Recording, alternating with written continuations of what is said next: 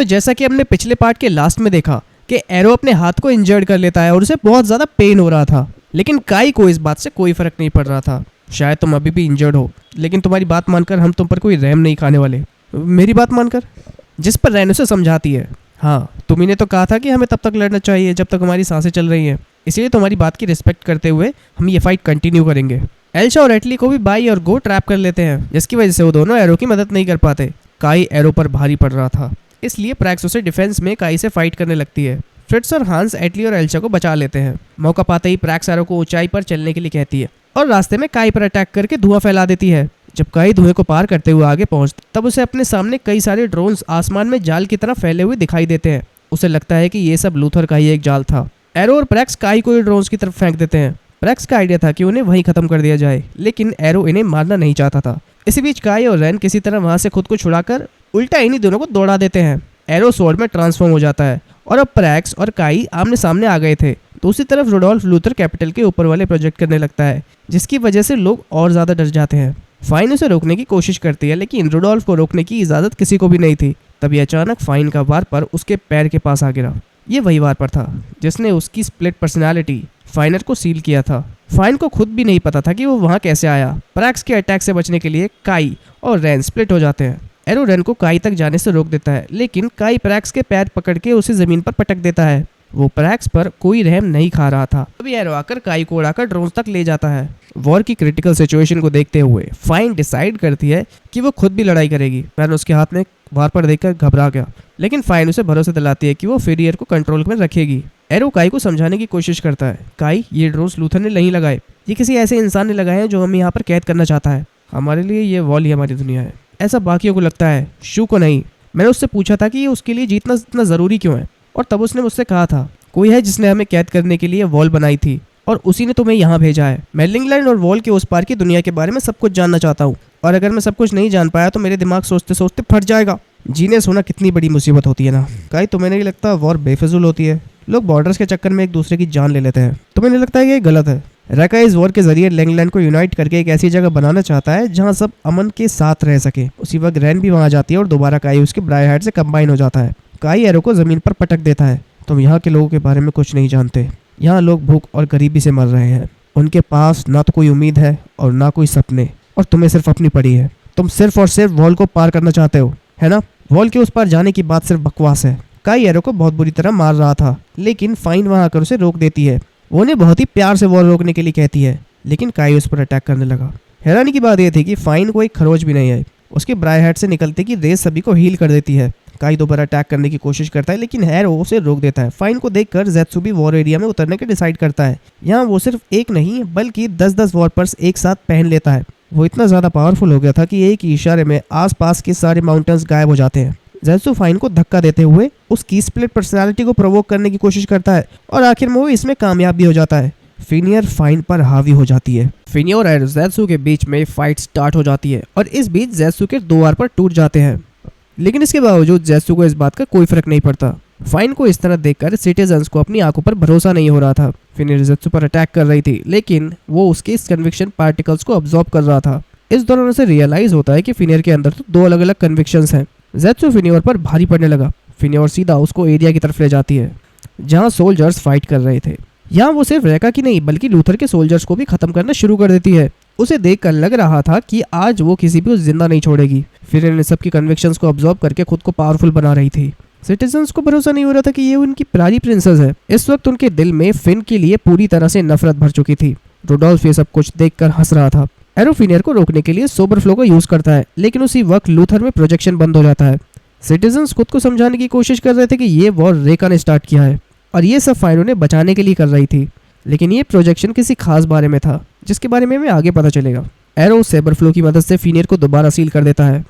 Fine normal हो गए थे और ज़ेत्सु के अटैक्स को अब्सॉर्ब करने लगी थी। इसी बीच शू लूथर आर्मी को ऑर्डर देता है, सबके सब वापस शिप की ओर जाओ और ऐसे रिएक्ट करो कि तुम डर कर वापस भाग रहे हो। रेका आर्मी तुम्हारा पीछा जरूर करेगी। सब उसके ऑर्डर को फॉलो करते हैं और रेका आर्मी इनके जाल में फंस भी जाती है। पूरी रेका आर्मी लूथर आर्मी के पीछे पड़ जाती है। शू वॉरशिप की एनर्जी को एरो के अंदर ट्रांसफर करने लगता है। प्रेस फाइन को ज़ेत्सु का सामान लेकर उड़ा ले जाती है। शू ने अपनी शिप के सबसे पावरफुल जाइंट कैनन को एक्टिवेट कर दिया। एरोशिप की एनर्जी की मदद से सोबरफ्लो को जायंट कैनन के साथ कंबाइन करके रेका आर्मी के पास शूट कर देता है। यह अटैक इतना ज्यादा ताकतवर था कि सारी आर्मी के वारपर्स एक एक करके टूटने लगे, यहाँ तक कि ज़ेत्सु के सारे वारपर्स टूट जाते हैं। एरो इस बात से काफी खुश था क्योंकि उसे लग रहा था कि वॉर खत्म हो चुकी है और उसे किसी को खत्म नहीं करना पड़ेगा। लेकिन रेका यहाँ नहीं रुकता। रेका आर्मी बिना ब्राइहाइड के लूथर से फाइट करने के लिए तैयार थी।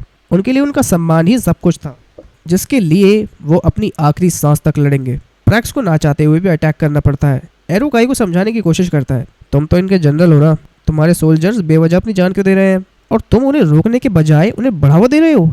ये बेवजह नहीं है, अगर हमारे पास जीतने की छोटी सी भी उम्मीद है तो हम लड़ते रहेंगे। शू एरो को समझाता है, तुम भले इन्हें ना मारना चाहो लेकिन ये तब तक नहीं रुकेंगे जब तक तुम इनकी जान नहीं चली जाती। इनके लिए डरने से ज्यादा शर्म की बात और कुछ नहीं है।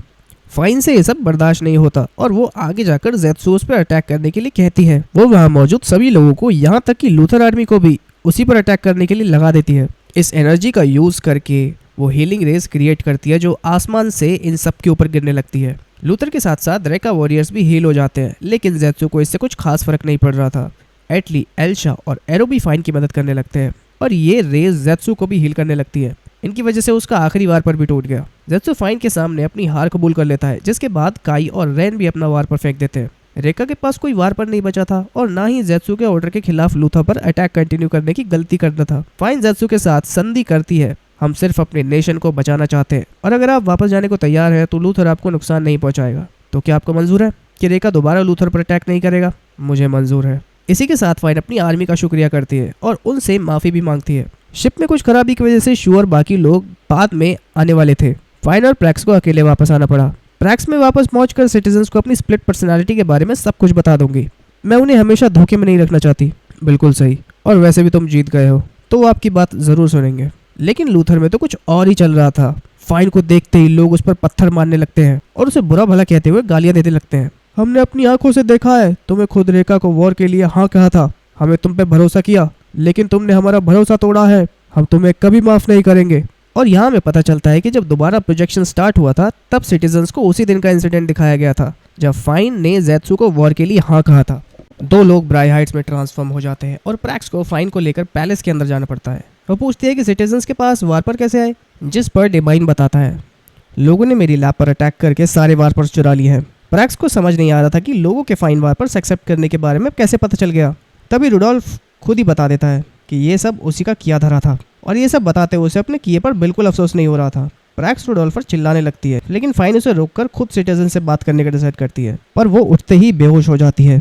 फाइन को उसके कमरे में आराम करने के लिए छोड़ दिया जाता है और इसी दौरान पीच उसका वार पर उठा लेता है। प्रैक्स के पूछने पर वो उससे कुछ कह देता है, हम प्रिंसेस की डार्क साइड को दोबारा बाहर नहीं आने दे सकते। शू एरो को बताता है, शिप की सेल्फ हीलिंग टेक्नोलॉजी के बावजूद इसे रिपेयर करने में 30 घंटे तो लगेंगे ही कम से कम। अगर मुझ जैसे 10 लोग और होते तो इसे 3 घंटे में रिपेयर कर सकते थे। तुम्हें लगता है तुम खुद की तारीफ कर रहे हो? मुझे पता है कि मेरी काबिलियत क्या है और तुम्हें भी ये काबिलियत पता होनी चाहिए। ये शांति ज्यादा देर तक नहीं टिकेगी। हाँ, रेका खतरनाक है, पर यहाँ उसके अलावा हमारे और भी दुश्मन हैं। तभी एक ब्राइहाइड शिप पर अटैक कर देता है। हैरानी की बात यह थी कि शिप के सारे सिस्टम इसे आइडेंटिफाई नहीं कर पा रहे थे। एरो किसी तरह उसे पकड़ लेता है, लेकिन वो ब्राइहाइड हवा में गायब हो गया। प्रैक्स डिसाइड करती है कि वो फोर्सफुली लोगों को वापस भेज देगी, लेकिन फाइन उसे रोक देती है और खुद सिटीजन से बात करने के लिए चली जाती है। फाइन सिटीजन से माफी मांगती है और भीड़ के ब्याह पे एक आदमी आगे आता है। इससे पहले कि बात कुछ और सुधर पाती, एरो वहां आकर लोगों को मारना शुरू कर देता है। किसी को भी कुछ समझ नहीं आ रहा था। प्रैक्स उसे रोकने की कोशिश करती है, लेकिन वो गायब हो जाता है। ये सब देख के बैरन काफी टेंशन में आ गया था। तब पीच उसे कहता है, शांत हो जाओ बैरन, जो लोग हमारे किसी काम के नहीं उन्हें खत्म कर देना कंट्री के लिए बेहतर होगा। पर ये गलत है, हमें ऐसा ही करना होगा क्योंकि इलेक्ट सुप्रीम यही चाहता है। अगर ऐसा है तो हम कुछ नहीं कर सकते क्या? यहाँ में पता लगता है कि असल में वो क्लाउन यानी कि डिसोनेंजा ही एरो बनकर लोगों की जान ले रही थी। इसके बाद वो एक नॉर्मल सिटीजन बन के एक हथियारों से भरी गाड़ी के साथ लोगों के बीच जाकर उन्हें एजर के खिलाफ भड़का देती है। रुडोल्फ डिसोनेंजा के काम के लिए उसे शाबाशी देता है, तुमने अपना काम काफी अच्छे से किया, अब मेरी बारी। ये काम थोड़ा मुश्किल होने वाला है, पर मुझे गॉड के ऑर्डर को पूरा करना ही होगा। ये कहते हुए खुद को पूरी तरह से एक दूसरा इंसान बना देता है। वो लूथर में खुद को इंट्रोड्यूस करते हुए ये अनाउंस कर देता है, फाइन की वजह से जो कुछ भी हो रहा है उसकी वजह से उसे प्रिंसेस की पोजीशन से हटा दिया जाएगा। सिटीजन्स फाइन्स को अपने हिसाब से सजा दे सकते हैं। सोला को समझ नहीं आता कि रुडोल्फ आखिर कहना क्या चाहता है, इसलिए वो सीधे रुडोल्फ से मिलने के लिए भागती है। सिटीजन्स फाइन पर अटैक कर देते हैं, लेकिन प्रैक्स उसे सामने खड़ी शील्ड बना देती है। तभी सोल्जर्स आकर उसे कैप्चर कर लेते हैं और पीच अनाउंस कर देता है कि फाइन के साथ वही होगा जो सिटीजन्स चाहते हैं। इसलिए सिटीजन्स शांत हो गए। बैरन और डिमाइन भी पीच से सहमत थे और फाइन भी पनिशमेंट एक्सेप्ट करने के लिए तैयार थी, लेकिन प्रैक्स ऐसा नहीं होने देता चाहती थी। वो फाइन को लेकर वहां से भागने लगती है, लेकिन डिजोनेंजा दोबारा एरो बनकर उसे गिरा देती है। प्रैक्स पहचान गई थी कि ये एरो नहीं है और तब डिजोनेंजा अपनी असली आइडेंटिटी रिवील करती है। सोलर रुडोल्फ से पूछता है कि वो ये सब क्यों कर रहा है, जिस पे रुडोल्फ कहता है, मुझे गॉड ने ये सब करने के लिए कहा है, तुम लोगों को बहका कर उनका फायदा उठा रहे हो। नहीं, मैं उन्हें बहका नहीं रहा, मैं तो बस लोगों को इन्फ्लुएंस कर रहा हूँ, ठीक वैसे ही जैसे मुझे इन्फ्लुएंस होने के बाद तुम्हें आसमान में उड़ते हुए इंसानी बर्ड्स जैसे दिखने लगे थे। सोलर समझ जाता है कि उस दिन उसे फाइन और प्रैक्स बर्ड जैसे क्यों लग रहे थे। तो क्या वो सब तुमने किया था? हाँ, पर इससे कुछ खास फर्क नहीं पड़ता, क्योंकि तुम वैसे भी किसी को नहीं बचा सकते, न प्रैक्स को, न प्रिंसेस को, और ना ही एजर के लोगों को। सोलर के गुस्से का ठिकाना नहीं रहता, वो ट्रांसफॉर्म हो जाता है, लेकिन रुडोल्फ से कहीं ज्यादा पावरफुल था। वो सोलर पर अटैक करता है, लेकिन सोलर किसी तरह वहां से निकल जाता है। यहाँ सिटीजन्स के सामने फाइन को शूट किया जाने वाला था और प्रैक्स को भी डिजोनेंजा ने पकड़ रखा था। तभी इन वक्त पर एरो आकर उसे अपने साथ ले जाता है। शू ने अकेले ही 10 लोगों के बराबर काम किया था, जिसकी वजह से ये यहाँ वक्त पर पहुंच गए थे। एरो विलेजर्स को ढूंढने चला जाता है और डिजोनेंजा भी उसके पीछे जाने लगती है, लेकिन प्रैक्स उसे रोक लेती है। सोलर विलेजर्स की बिल्डिंग्स को उसकी जगह से हटा देता है। जैसे ही उससे शिप दिखाई देता है, वो तुरंत विलेजर्स को उसकी तरफ भेज देता है। 16 सोल्जर्स के सारे अटैक्स अपने ऊपर ले लेता है। वो उन्हें पलट के अटैक नहीं करता, क्योंकि वो अपने ही लोगों को नुकसान नहीं पहुंचाना चाहता था। तभी एरो भी फाइन को लेकर वहां आ जाता है और सोल्जर्स के ब्राइहाइट को गायब कर देता है। सोलर अपनी आखिरी सांस ले रहा था। मुझे माफ कर दीजिए, ये सब रुडोल्फ का किया धरा है। प्रैक्स को कहिएगा कि वो उसे संभाल के रखे। तुम्हें माफ़ी मांगने की कोई ज़रूरत नहीं है वार्नर, इसमें तुम्हारी कोई गलती ही नहीं है। ये सुनकर सोलर एक मुस्कुराहट के साथ गायब हो जाता है। तब तक पीच भी वहाँ आ जाता है। तुम्हारे लिए अच्छा हो कि तुम फाइन को हमारे हवाले कर दो। जिन लोगों के पास कोई ठिकाना तक नहीं, उन्हें हमारी कंट्री से मामलों में पढ़ने की कोई ज़रूरत नहीं। किसने कहा कि हमारा कोई ठिकाना नहीं? हमारी खुद की एक कंट्री है, ग्रेनेडर। और ये कहते हुए वो शिप की ओर इशारा करती है। एज अनाउंस करता है कि ये ग्रेनेडर हमारी कंट्री है और हम एक इंडिपेंडेंट नेशन है। फाइन हमारे पास आई है और अब वो हमारा हिस्सा है। अगर किसी ने भी इसे दखल देने की कोशिश करी तो हम भी पीछे नहीं हटेंगे। अब 2 महीने बीत जाते हैं और आज ग्रेनेडर की सिंगिंग सेरेमनी है, जहाँ लूथर, रेका और अदर नेशंस भी इनवाइटेड थे। इस सेरेमनी में सारे नेशंस ग्रेनेडर को एक इंडिपेंडेंट नेशन के तौर पर एक्सेप्ट कर लेंगे। एटली को क्वीन के तौर पर चूज किया गया था, लेकिन एटली को डाउट था कि शायद वो इस पोजीशन के लिए सही नहीं है, जिस पर एरो उसे 2 महीने पहले बात याद कराने को कहता है। अब हम 2 महीने पहले का सीन देखते हैं, जहाँ एटली की बात सुनने के बाद रुडोल्फ फीच को वापस लौटने का ऑर्डर देता है, जिसके बाद ये सब मिलकर एटली को ही अपना लीडर बनाने का डिसाइड करते हैं। दूसरी तरफ हम देख पाते हैं कि रुडोल्फ को नया बखेड़ा खड़ा करने की पूरी तैयारी कर चुका था। सेरेमनी के दिन एरो और शू को किसी काम के सिलसिले में रेका जाना पड़ता है। कुछ ही देर में सारे नेशन इकट्ठा हो जाते हैं, जिस दौरान हम देख पाते हैं कि आईकी के प्रेसिडेंट गैरी ने धौंस जमाने के लिए अपने कपड़ों में एक वार पर चिपका रखा था, जबकि सारे गेस्ट को इंस्ट्रक्शंस दिए गए थे कि वो किसी भी वेपन्स को अपने साथ नहीं ला सकते। यहाँ पीच की मुलाकात फाइन से होती है। पीच फाइन को नीचे दिखाने की कोशिश कर रहा था, लेकिन प्रैक्स ये सब सुन लेती है और उसे वॉर्न करने की कोशिश करती है। इसी दौरान आर्मर्ड डिवीजन भी लूथर को छोड़ देता है। प्रैक्स यानी कि ग्रेनेडर को ज्वाइन कर लेता है। प्रैक्स फाइन को उसका वार पर वापस देती है, जो फ्रिट्स ने पीच को पता चले बिना लिया था। रेका भी पूरे जोरों शोरों से ट्रेनिंग में लगा हुआ था। कोई भी वार पर ना होने की वजह से वो सभी नॉर्मल वेपन से ही मेजर हार्म करने की कोशिश कर रहे थे। काई भी लाइब्रेरी में किताब पढ़ रहा था, ताकि वो कन्विक्शन पार्टिकल्स के बारे में ज़्यादा से ज़्यादा पता कर सके और रेका के सिचुएशन को और बेटर कर सके। उसी वक्त एरो और शू भी रेका पहुंच जाते हैं, जहां वो प्राइम मिनिस्टर के तौर पर उनका वेलकम किया जाता है। शू की सिचुएशन को देखते हुए टाई रेका को छोड़कर लूथर को ज्वाइन करने के लिए भाग गए, इसलिए मुझे प्राइम मिनिस्टर बना दिया गया। तभी हम देखते हैं कि जिस कार से टाई भागने की कोशिश कर रहा था, उसे डिजोनेंजा ही चला रही थी। रास्ते में टाई को ये वार पर देते हुए कहती है, सर रुडोल्फ चाहते हैं कि मैं तुम्हारी रेका पर राज करूं। शू और क्यू एक एग्रीमेंट कर रहे थे, जिसके तहत रेका नॉर्थ को कुछ एरिया ग्रेनेडर को देना पड़ेगा और बदले में ग्रेनेडर उन पर कभी अटैक नहीं करेगा। तभी वहाँ रैन आ जाती है और शू की गर्दन पर चाकू रख देती है। शू को पहले से अंदाजा था कि ऐसा कुछ होने ही वाला है। रैन, तुम्हें याद है कि मैंने रेका में बॉम्ब प्लांट किए थे? क्या तुम्हें सच में लगता है कि तुम ही ने वो सारे बम्स ढूंढ लिए?